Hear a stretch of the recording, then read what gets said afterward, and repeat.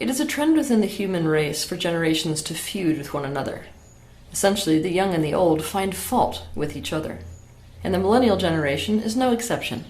Previous generations quite honestly despise the millennial generation, and even millennials despise other millennials. But every generation has its positives and its negatives. For this and many other reasons, I want to explain the millennial generation to you today. And I must warn you in advance, to have a discussion about a group consciousness, I must generalize.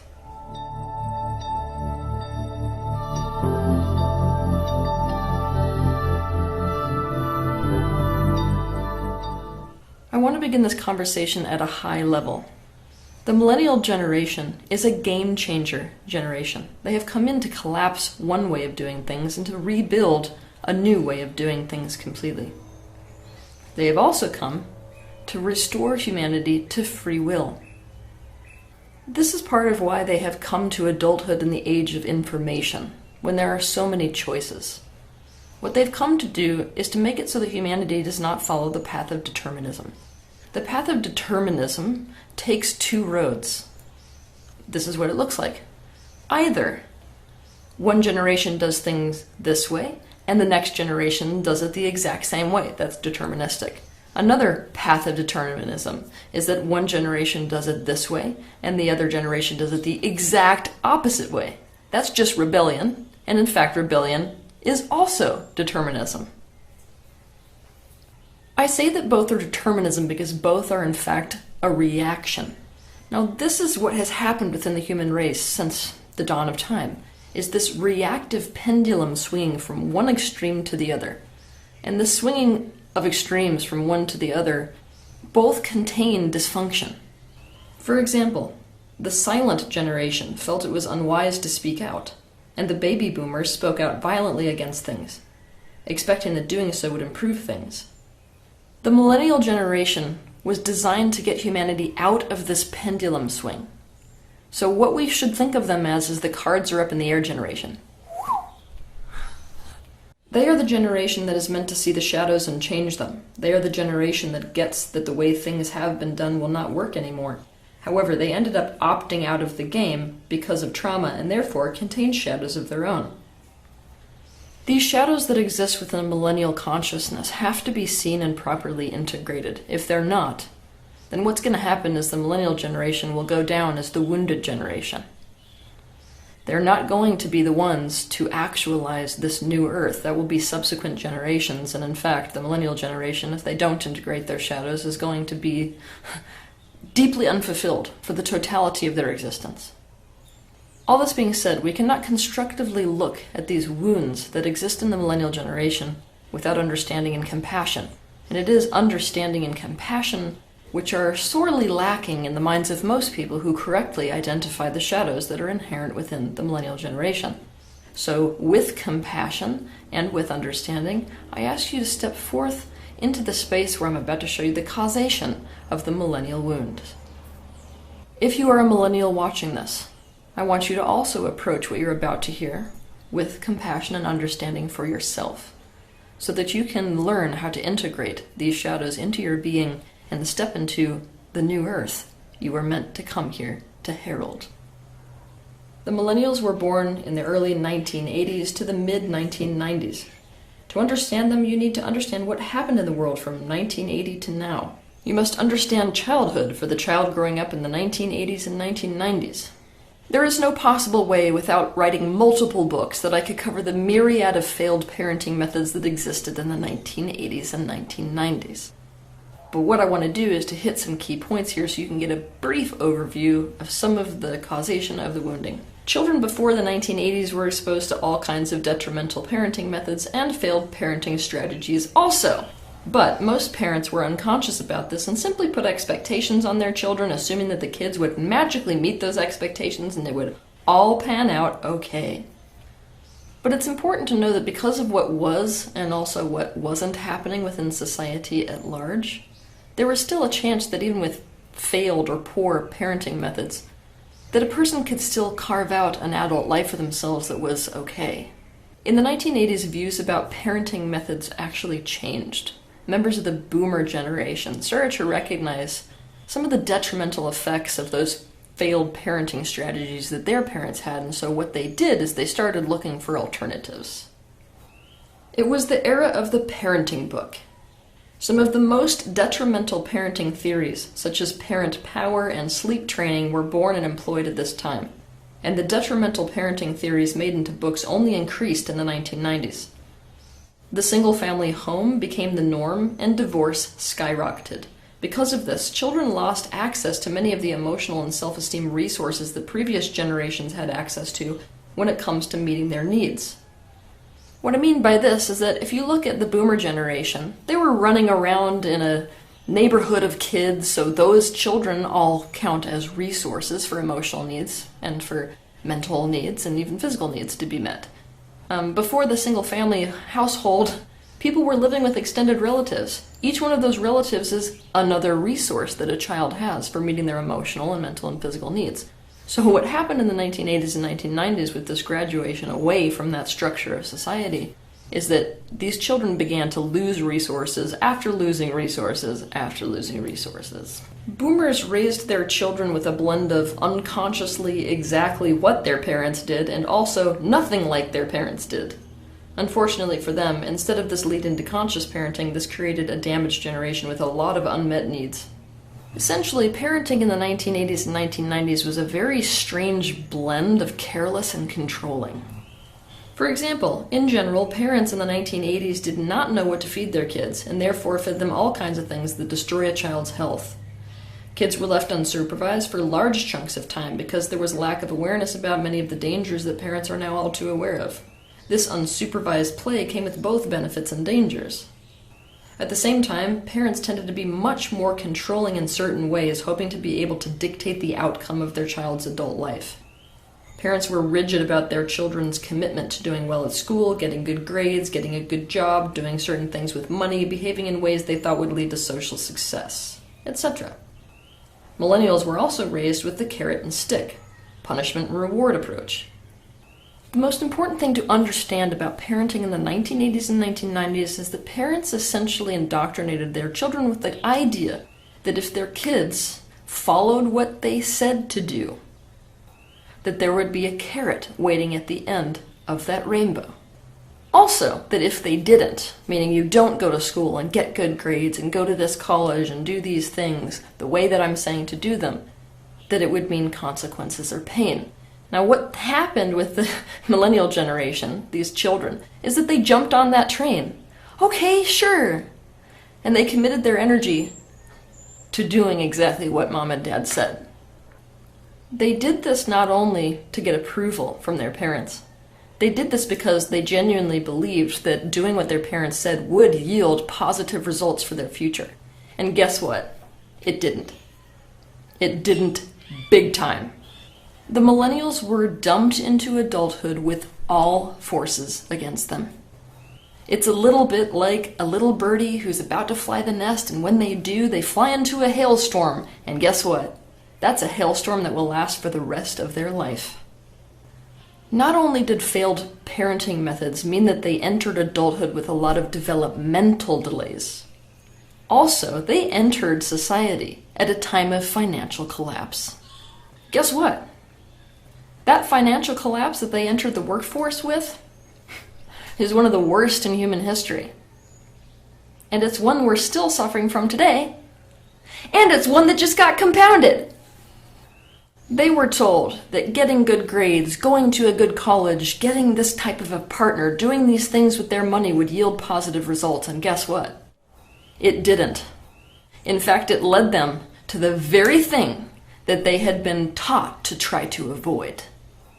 Tuition cost so much that they had to take out massive student loans. They were told that having a job would soon take care of that, but even with a degree, they couldn't get jobs because there was a backup of the natural cycle of job progression to retirement. No one could retire. Overqualified people had to take jobs that they would not have considered before. The millennials were now competing in the workplace against their parents' generation and even grandparents' generation.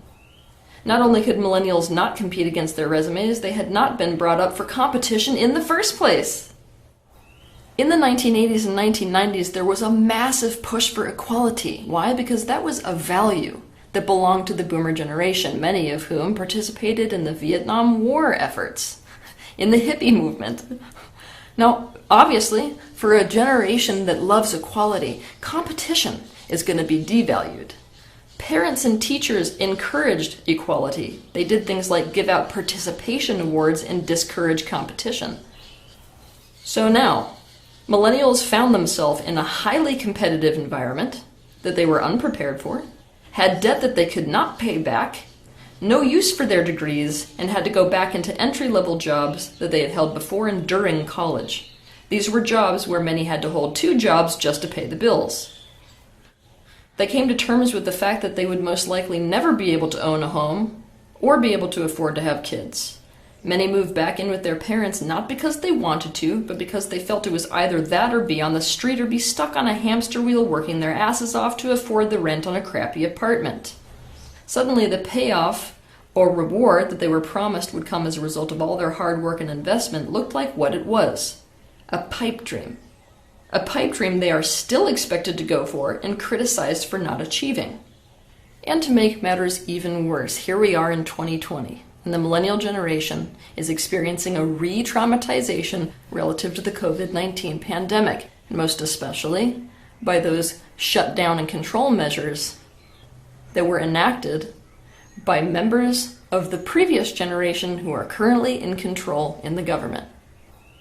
Right now, many of the millennials who defied the odds, these are millennials that broke out of the pattern and started their own businesses, are now finding themselves in the exact same position that their fellow millennials have been in who have been stuck in crappy entry-level jobs forever. In other words, the people who are stuck in entry-level jobs in the millennial generation and who are on the hamster wheel never were able to achieve the things that they wanted. And here's the rest of the millennial generation, those that did actually achieve what they wanted. And all of a sudden it's taken away. And guess what? Those millennials that were stuck on the hamster wheel, this COVID-19 situation just made everything in their life even worse than it already was. The overwhelming meaning that they are all taking out of it is this: I've been duped. What I was told is bullshit. It doesn't matter how hard I work or how many things I try to do right, I'm not in control of any of it. They, meaning the generations above me or others, can just make a decision that makes me totally powerless to never being able to achieve something or powerless to it being taken away just like that. Many of the shadows that belong to the millennial generation fall into this category of having been duped. Now, the generations before the millennials, they genuinely had a more rosy outlook towards the future. They genuinely believed that things would improve.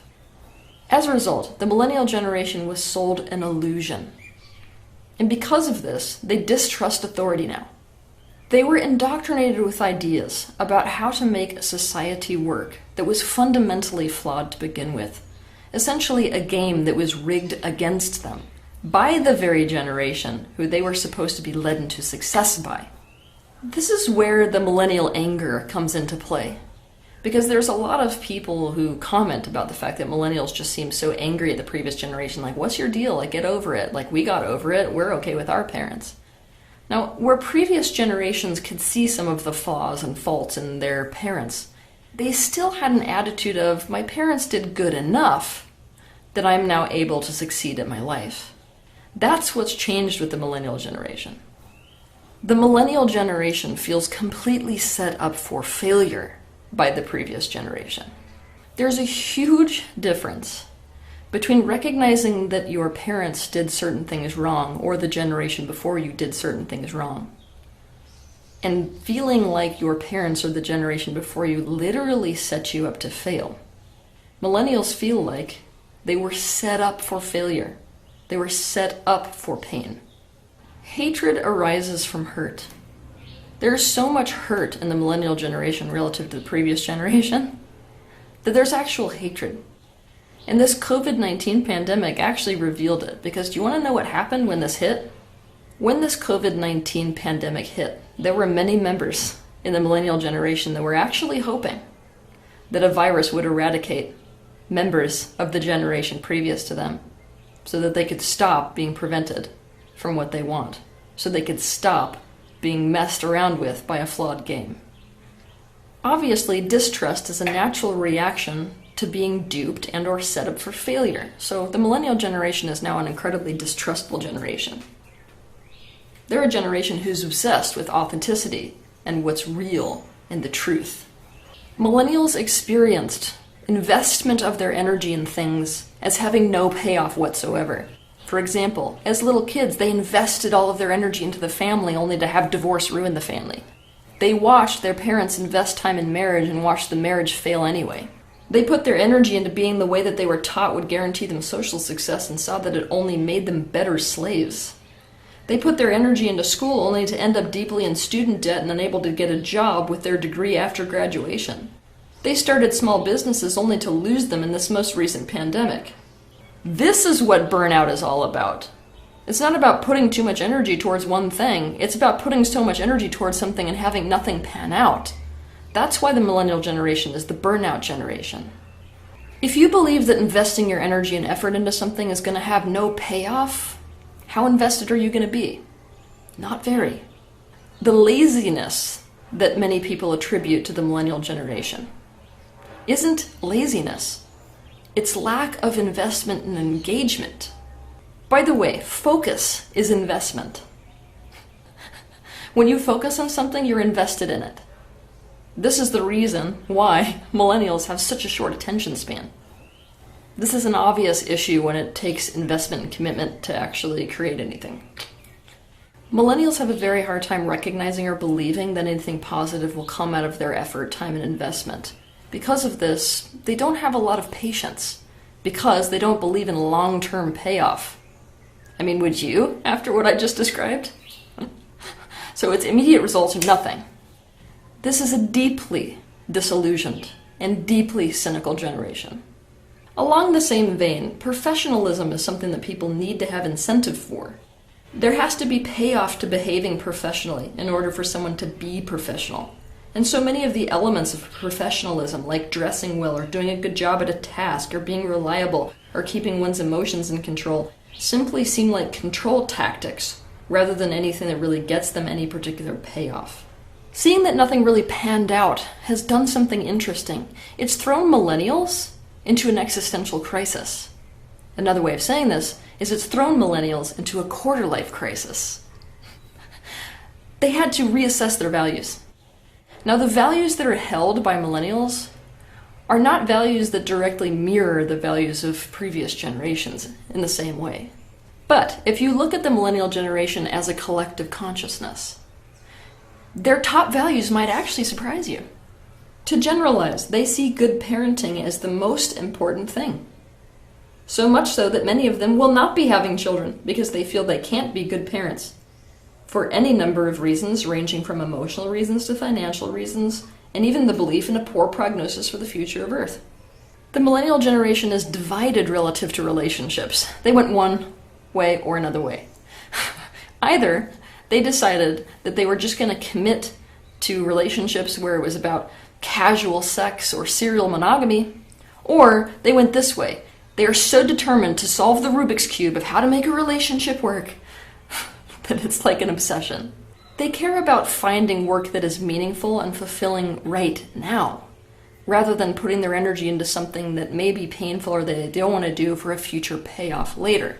That's a huge shift within mankind's consciousness. Because they were told that putting their effort and energy into things in a certain way would yield positive results, and they didn't, what the millennial generation woke up to was, wait a minute, they didn't actually do any of this for my best interests. They did it for their best interest. If every man is out for his or her own best interest, then it means that the law of the land is every man for himself. Now, this is something that has caused members of the millennial generation intense amounts of pain, whether they're conscious of this awareness or unconscious of this awareness. They understood that everything in this world was narcissistic, and that these narcissistic strategies for self-interest were going to play out against them. Now, this is what they did. Instead of deciding to be loving and deciding that they were going to break that mold, they adapted. Now, the way the millennials adapted to that awareness that it's every man for himself is to say, all right, I want to become a shark too then. I guess the only person who's there for me is me. Naturally, they became hyper-focused on their own best interests and withdrew their loyalty to others. They became me, me, me. Like that was the only way they would ever get their needs met.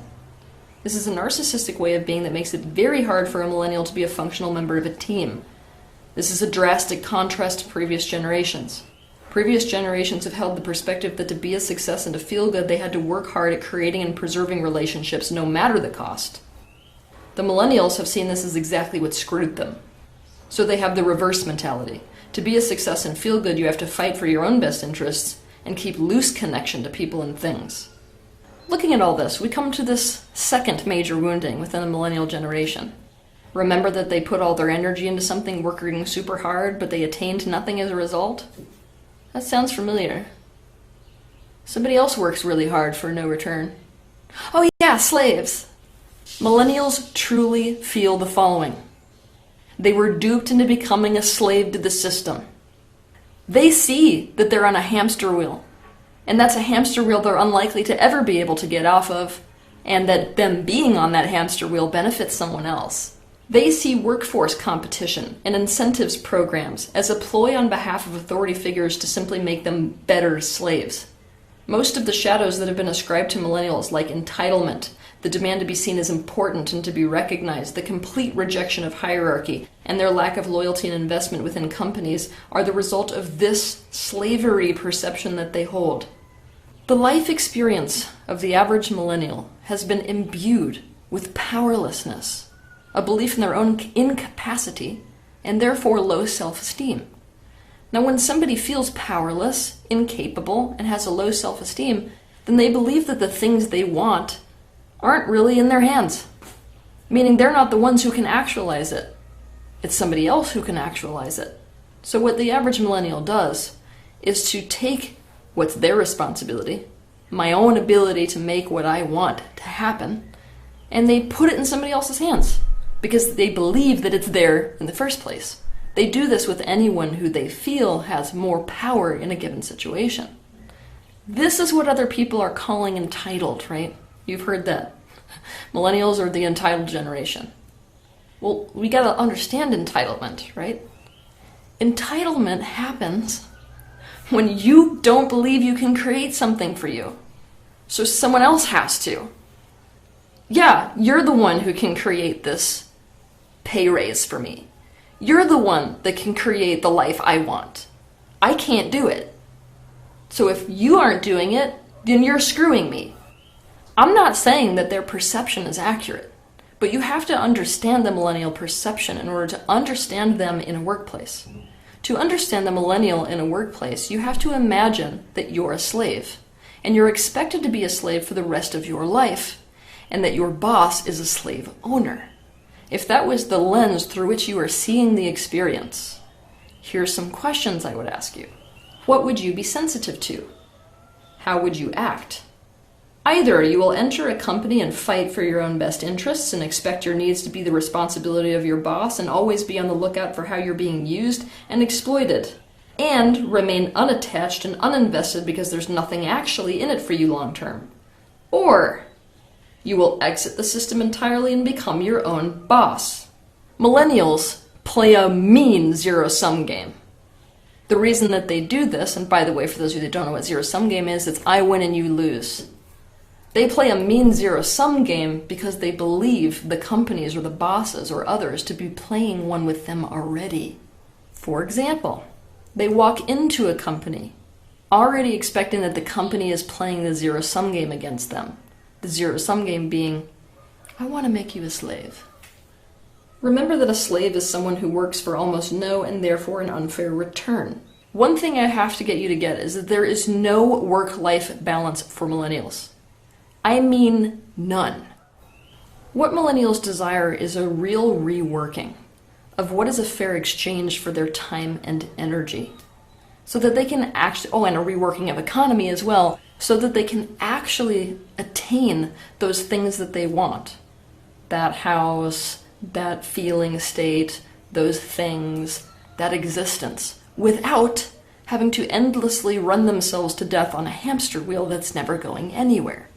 Because of all this wounding that I've just explained, millennials are absolutely obsessed with freedom. Obsession with freedom might actually be an understatement. They refuse hierarchy, and they perceive commitment to be fruitless. Because of all of this, they also tend to hate rules, because rules are restrictive. And rules exist, remember, not for their benefit, but for the benefit of other people against them, right? So this can make it very, very hard to work with them on teams.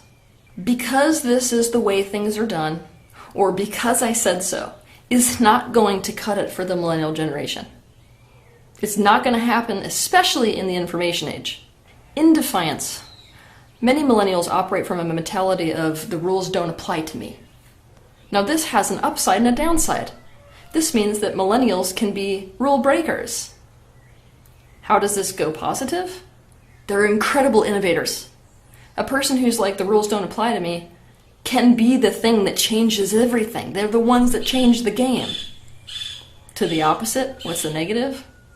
They can wreak societal havoc.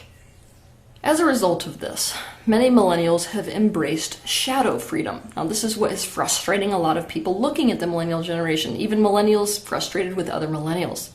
What shadow freedom is all about is it's a reactivity to imprisonment. It's a reactivity to lack of freedom.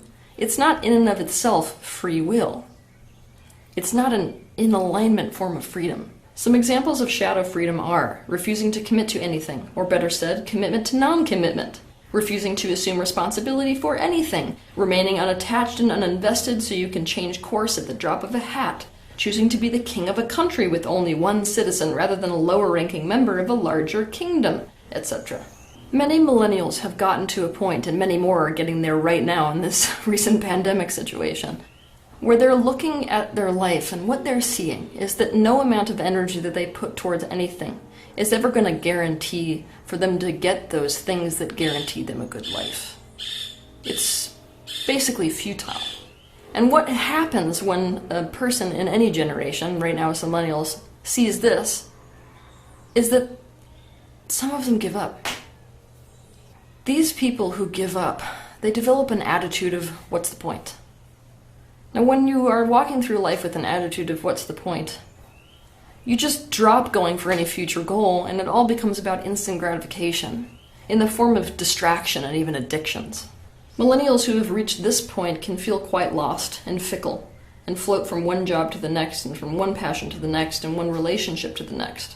They're also exhausted, suffering the burnout of feeling lied to and taken advantage of and having so fully committed to a pipe dream only to figure out it was a pipe dream too late. A pipe dream that they are still expected to be committed to despite the fact that it's never going to pan out.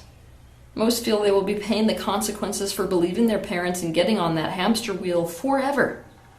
The level of distress in the average millennial's life is not sustainable, and they have turned to all kinds of detrimental coping mechanisms, including addictions as a result.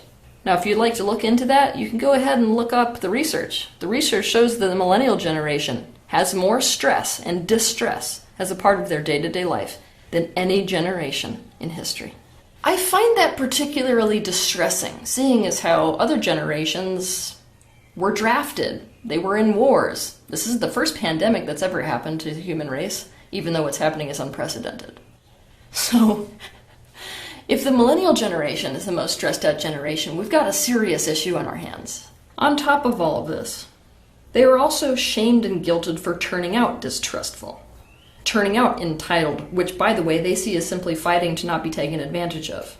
Impatient, self-concerned, which they see as just common sense in a world where everyone is in it for themselves. Uninvested, demanding equality and truth, etc.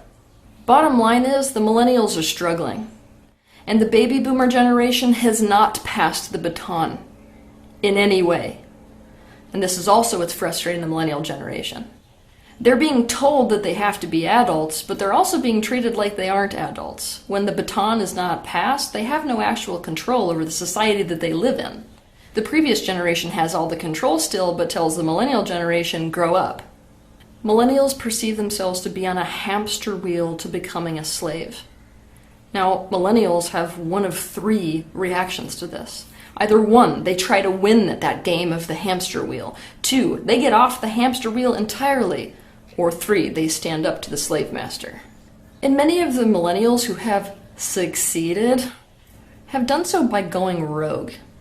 And this is the aspiration that many other millennials have, is to go rogue.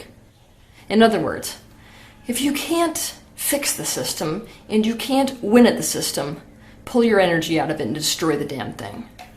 And on top of this, millennials essentially invented social media. Now, there are many positives to social media. Social media and the various positives and negatives involved could be a whole topic in and of itself. So without getting deeper, I just simply have to say that social media has a way of reinforcing millennial shadows, such as the tendency to not form deep, meaningful relationships and coping through social media addiction. And it means that not only are millennials suffering from everything I have just described, they also fall prey to the delusion that they're the only ones that can't make it work, that are suffering from everything I have just described in this episode. People's social media accounts aren't full of pictures of them getting fired, aren't full of pictures of them not being able to pay off student debt. What are they full of? They're full of images that make it look like everyone else is succeeding. In other words, social media has compounded the millennial wound by everyone given the impression that everything is awesome except for you.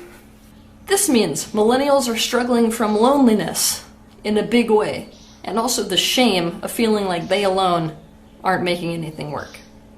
Millennials are struggling as a result of staying in a system they were meant to replace. They have 1 foot in and 1 foot out. Millennials must understand the wounds they carry and seek to heal them, so their life is not simply a reaction, and so they can step into their universal purpose. Anyone who works with millennials must understand these wounds and help them to develop the skills they have disowned because of those wounds. Essentially, all of society has to understand these wounds and understand that these wounds have to be worked with, not just try to expect millennials to act different. Until millennials heal these wounds, instead of being controlled by them, they will struggle to create this new society. And it is this new society that the world so desperately needs. So hopefully, for those of you that ask the question, what's wrong with millennials? I just gave you an answer. And if you're interested in understanding how to heal these wounds, I'll be doing an episode next week, How to Heal the Millennial Generation. Have a good week. If you liked this video, be sure to share it, like it, and also subscribe to my channel so you can see more content like this. But I want to personally thank you for taking the initiative and having the bravery to step into the space of awareness, not only for yourself, but for the benefit of those around you.